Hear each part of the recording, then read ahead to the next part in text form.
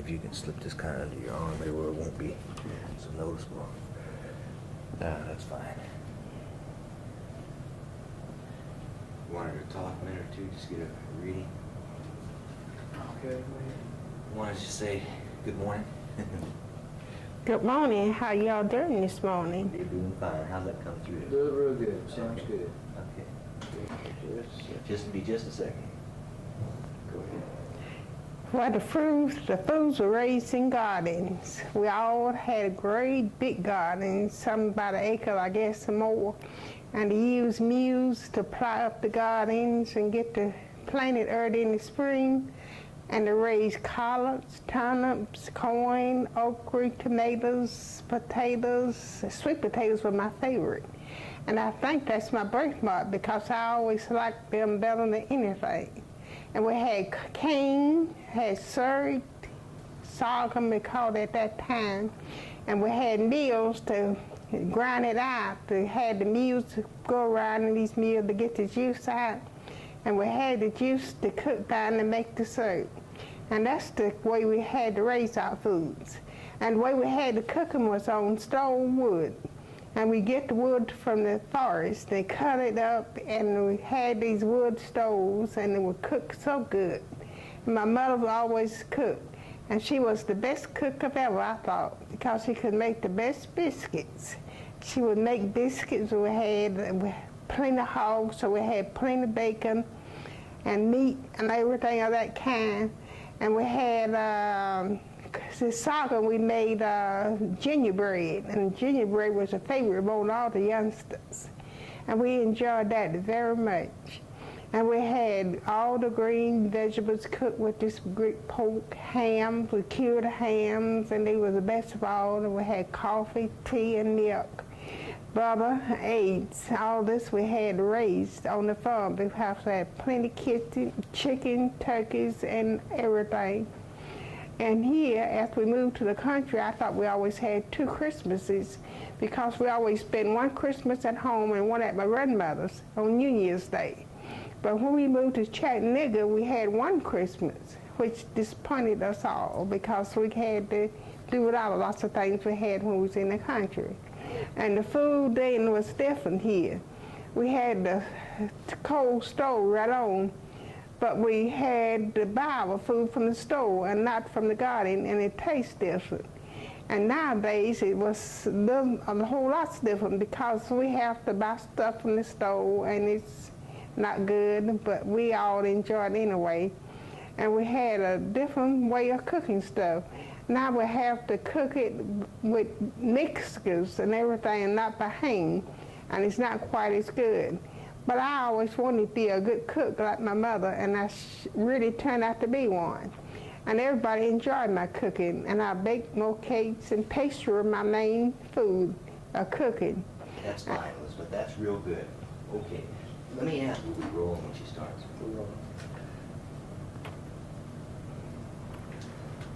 Okay, Elizabeth, this time what I want us to talk about are the big Sunday dinners that, people had back then, where they make a big point of family and friends gathering and have a big spread, a big meal.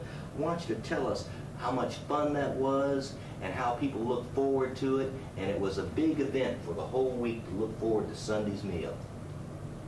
We're ready. Okay. Sunday was the special day of the week. After church, they would come home. In fact, they start cooking on Saturdays. Cake, custards, and pies, the greens, and the meat. And on Sunday, they made ice cream. We always had ice cream every weekend prior to the winter and summer because that was the main event. Jell-O was good. People, most of them, they know about Jell-O, but we had Jell-O, which was a special treat. And we would have friends in, and they would enjoy it so much.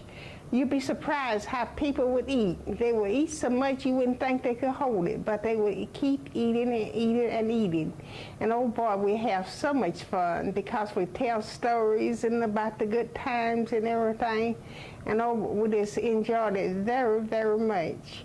And I think that was the best of all of our country meals because we would enjoy the Sundays the best of all. That's perfect. That's perfect. That's real good. Okay, now, we can turn it off for a second here, and we'll tell you when we're ready, and you tell us, look to me, and you tell us about restaurants, what you knew about them and how they were different.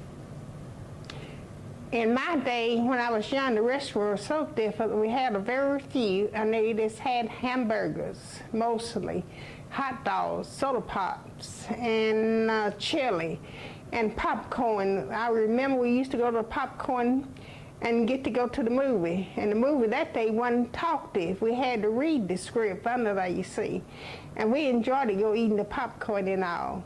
And the restaurant later on, they had little food cooked in their home-cooked food, but it wasn't like the home-cooked food at home because people enjoy that much more. We had all those good old eats and everything at home and not in the restaurant. And we didn't have the restaurant like we have today. Today we can go out and have a whole meal, and people are doing that and leaving the home-cooked meals away, which is a big mistake, I think, because those family meals is best of all. That's fine. That's fine. You ready? We'll be ready in just a second.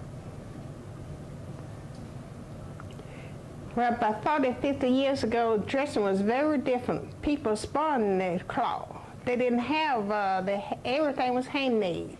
And we had ginghams, and in fact we had sacks that were flowers bought in. We make dresses out sometimes because they would be calico. And we had very pretty cloth, and we made beautiful dresses by hand. But it wasn't like the one today. Most people wore long dresses, not real short. And then the short dresses came in style.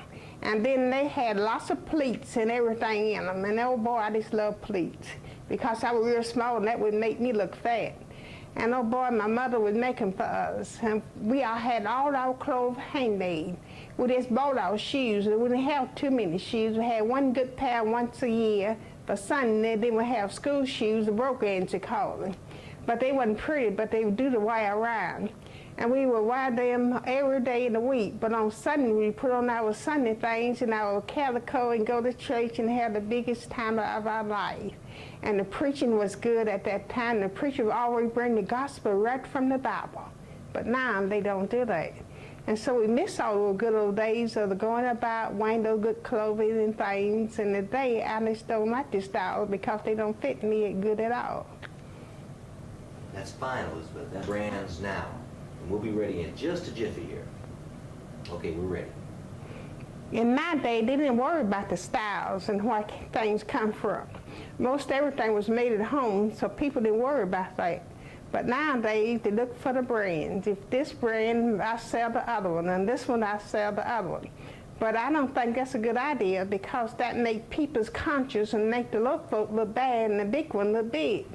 But then everybody wore the same things. They're homemade. The rich had the homemade thing made by the people that they believed in, but they didn't have all these name styles in it.